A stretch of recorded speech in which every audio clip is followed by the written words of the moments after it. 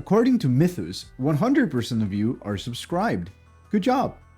The Divergent Universe is home to some of the most obscure lore regarding Star Rail, but a lot of it has some really nice world building.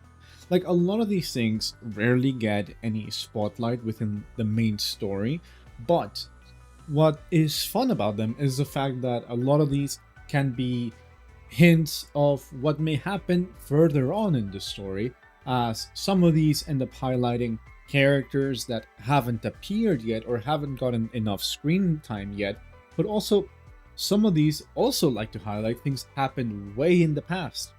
When it comes to this set of equations in the Divergent Universe, the Arcadian Chronicles chapter, or however you want to call it, a lot of these are focused within planarcadia, which we have been in for the past 5 patches, and they also cover Astropolis, which we will finally be going to in patch 4.5 that drops on Tuesday. I think every patch for Star Rail drops on Tuesday as far as I'm aware.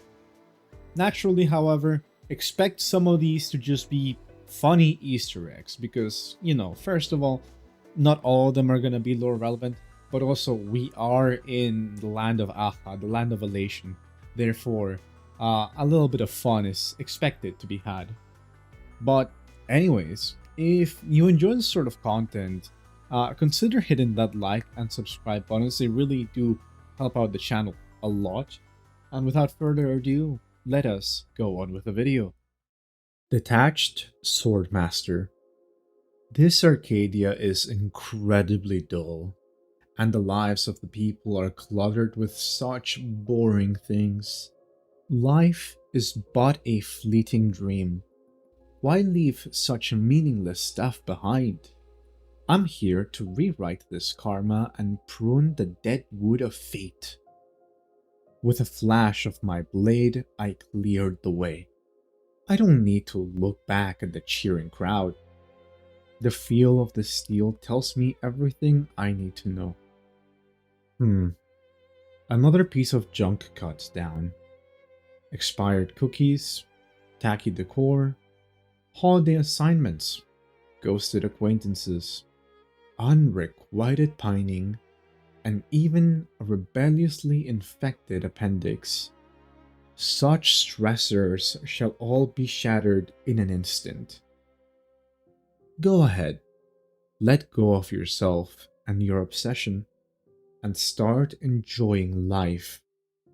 Take it from a swordmaster who knows. Damn, we are literally starting off with a strong one from the get-go.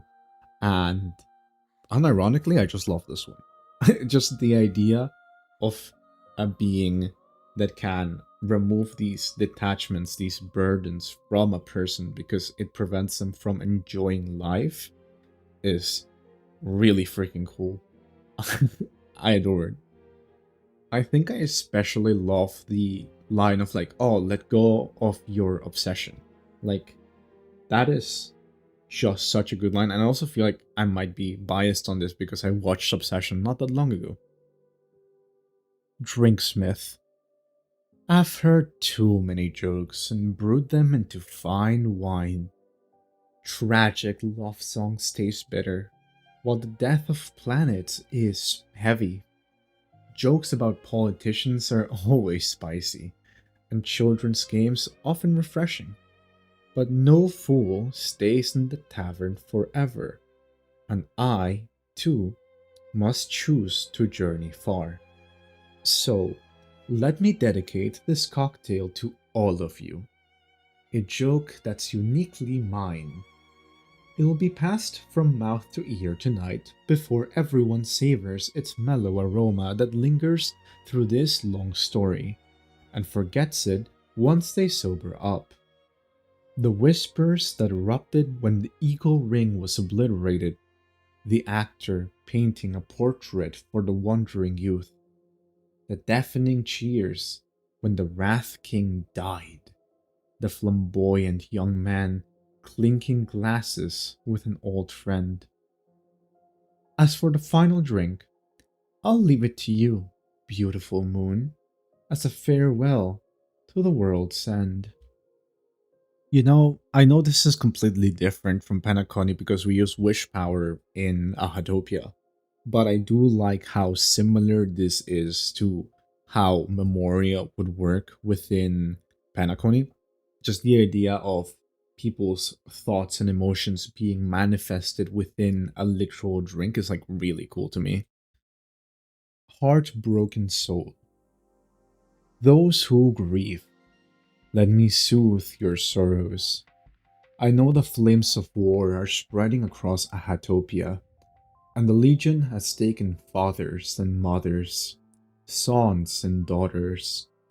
I know I cannot heal the scars upon this land, nor am I as mighty as the Giant of Frost or the Painter Graphia, who are strong enough to stand against the demons from beyond.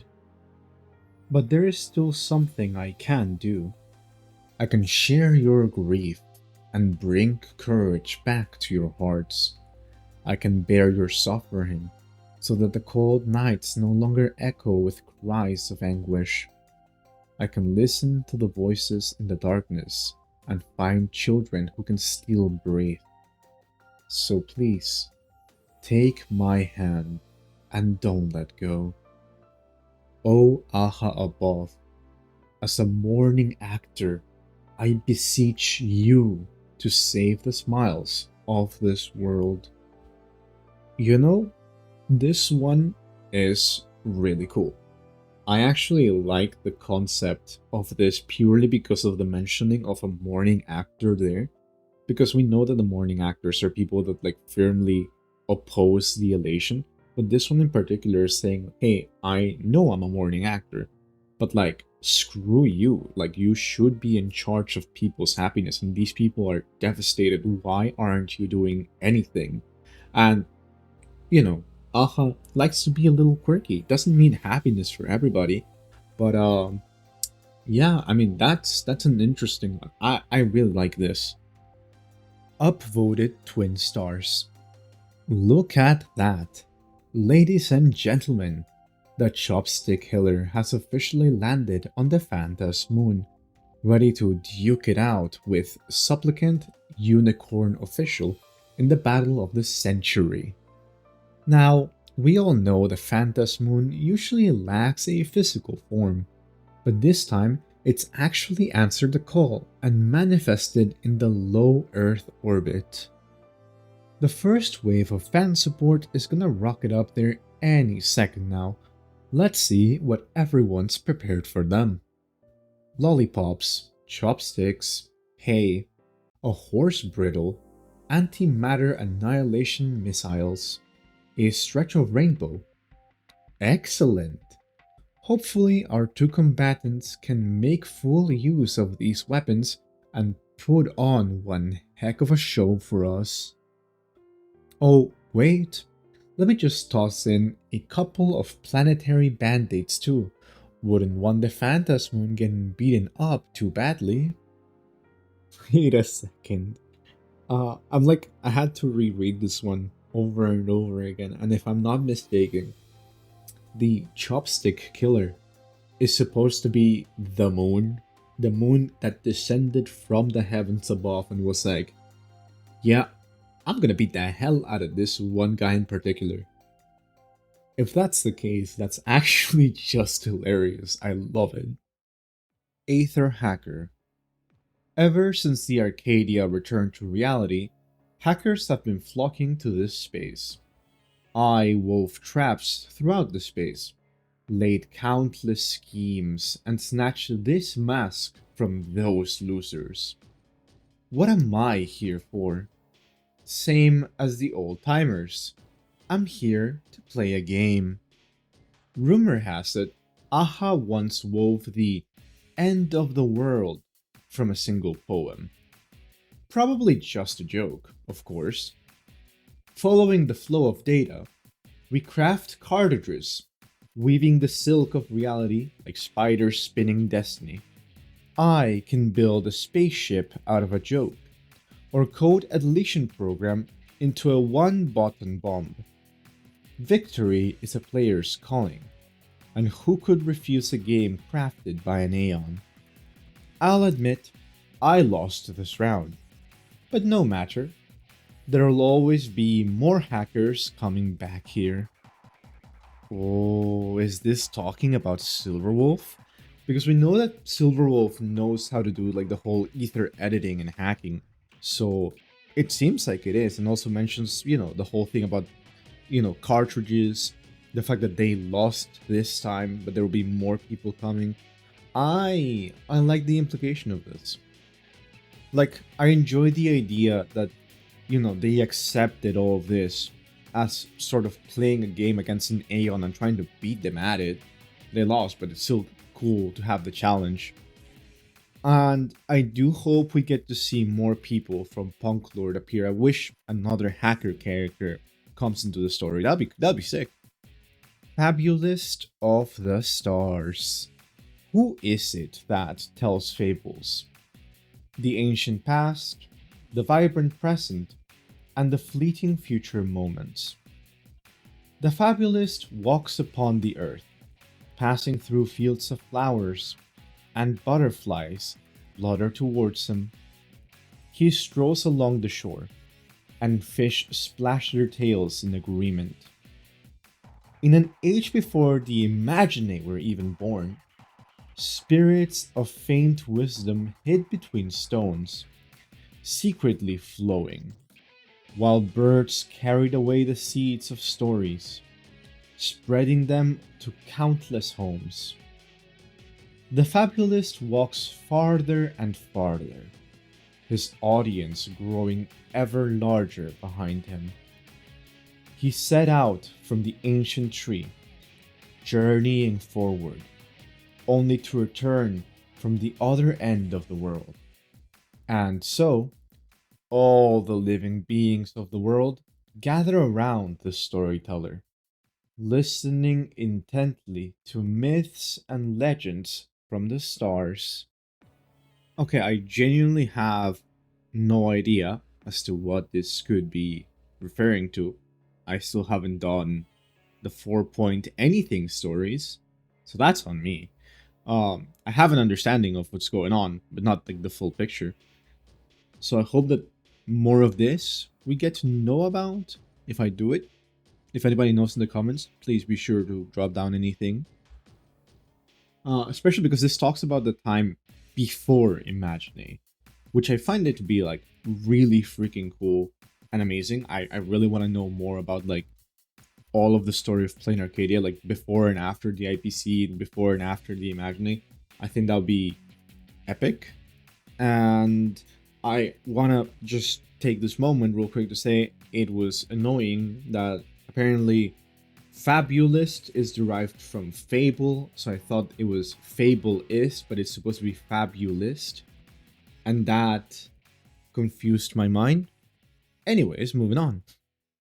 Truly fortunate chess. Let's play a round of Jumanji, the game of the brave, where disputes and judgment of fools can all be decided by its role. Pull the board from your wanderer's pocket, stake each other's masks, let the dice fall, and leave the stories and narrative rights to Aha. Advance 3 spaces. Alcohol undergoes fusion reaction within the glass. Advance 6 spaces. Poetry spills across the floor and trips pedestrians. Move back 1 space. Worms burrow out of phone booths. Advance 4 spaces. Rain from the sky turns into octopuses. The story spreads and corrupts, making reality distorted and matter unstable. Don't die. Don't be afraid. For the bigger the chaos, the better the fun. Oh, and don't stop this sacred game midway. Aha's punishments are far more random than the rewards. I cannot believe that in the big 2026, we would be having a reference to Jumanji in Honkai story.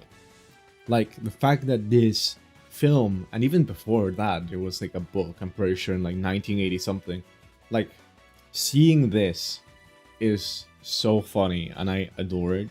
And also, just how wacky these scenarios are of like, oh yeah, rain, it's actually octopuses. Oh, this other thing, horrifying. And yeah, like the ending with the warning, hey, don't you dare stop this game or bad things will happen. I do have to say, as much as I adore the fact that it is a reference to Jumanji, I think it would have also been really cool if they had done the reference to Sathura within it. Because it's also, space related. God, I feel old saying all these references. Anyways, Starlight Bandits. I once stole a star in the Kendea Federation. A gift for a boy. He sat in a desolate village, gazing up at the distant light of a tower's peak. So I reached up, plucked it from the sky, and let the tower fall, and made the meteor a gift to the earth. I once stole a star as repayment for a drink of water, a gift for an old woman in Hallowland. Wealth and knowledge were seized by the magistrate and forged into a brilliant star, crowning the world's summit. So I plucked it down, scattered the gold, and let it fall as glittering rain. Dry your tears now, child. Let me take down that bright star for you, and, at the stronghold of the demons from beyond, ignite the first spark to set the land ablaze, so that tragedy will never darken your future again. I love the idea of this entity that's opposing the Antimatter Legion, and like the fact that it's like a star stealer is super cool. When I first read it, like the equation name, I read it wrong because I read it as Starlight Knights because my brain was thinking of ZTC when I literally just read the word Starlight. But yeah, I mean, and beyond that, I don't really know anything else about this equation. The only thing I really know for sure is that the demons from beyond refers to the Antimatter Legion because there's like readables within Planarcadia that refer to them as such. And I like the idea of another entity being against them when they were there, like in Planarcadia. So that's cool. Fire Rejectors. When the wailing wandered across the scorched earth, a passing man, moved by pity, saved a dying infant girl. She grew up amidst the calamitous flames that engulfed the land, and found her direction through the deaths of countless heroes. She wanted to reach them, to become them, to guard the smiles that should exist beneath the radiance of moon and fire. The girl left home, no longer naive, no longer weak. Swift and merciless, she brought death to the Legion, and ruin to those who had ravaged the earth. She was the cruelest spectre on the battlefield, yet before her comrades, she laughed as bright and clear as the wind chimes. Later, the girl donned a mask and rushed to the final battlefield against the demons from beyond. And then, the ashes scattered on the wind, and nothing of those before remained. These are my favorite types of equations because this one's directly give out a reference towards what has been going on within the main story and sort of expand a little bit further on it, because immediately the talk about like the passing man and the dying girl is the reference of Asat Pramad and Grafia, how he sort of finds her dying and turns her into like this sort of void creature. And like it mentions how she grew up amidst like all this chaos, all these flames, and she found her way through the death of multiple heroes that were opposing the Antimatter Legion, and eventually she herself joined the Phantasmoon games and did something about it. That is epic as hell, and I love this equation so much. Infinite Improbability. Congratulations! Your Elation has triggered a rejection reaction within the spacetime structure. Infinite improbability phenomena are about to occur. Please be ready to welcome it, applaud, spin around 3 times, and jump. A monkey is playing the 6 waltz of laughter on the back of a metal elephant, but it instantly transforms into a rain of screaming candy. The candy hits the ground and begins to burn. A circus emerges from the flames, only to be flattened by the toothbrush of a giant. The mirror reflects eyes from the following night. Then a tide of kaleidoscopic colors comes flooding out. A massive ship carries a parade of frenzied animals, and all things gain life within this moment. The deck opens its eyes to speak. Infinite improbability phenomena have temporarily concluded. We hope you had fun. What did I just read? Like, brother, that is insanity, but also very fitting to the Elation. Just random bullshit go kind of meme, but it's funny. It's chaotic. I love it. It's so random. I don't really have much to say about it other than it's random and that this is the perfect way to wrap up all of the equations of the Elation. So yeah, good job, AHA, I guess. Okay, and with that, we have covered every single equation in the path of Elation at the moment I am recording this video, which is before 4.5. There will be more that will be getting added, which I will do a separate video about whenever those end up being released. Just a little disclaimer on that regard. But yeah, honestly, a lot of these have been a lot of fun to go through. The Detatched Swordmaster, the very first one we went through, I like the idea of just being able to physically be able to just cut these detachments in a literal sense. I think that was pretty freaking cool. I liked how the Drinksmith also has some references that to me make it seem like the whole memo sprite. No, I almost said memo sprites instead of like the dreamscape, you know. The other ones, huge fan of Starlight Bandit, since it talks about parts of like the whole destruction being within planarcadia, as well as the fire rejectors that ends up talking about Graphia. I really need to do that story. I know what happens, but I don't know the ins and outs, so I am speaking without really knowing too much. Is this what being a LARPer feels like at this point? Boy, I really need to catch up with the story. But anyways, I don't know, as a whole, this set of equations was a lot of fun to read through. Oh yeah, also, Aether editor, or Aether Hacker, because, you know, Silver Wolf equation. We love Silver Wolf because Hacker and pixel art.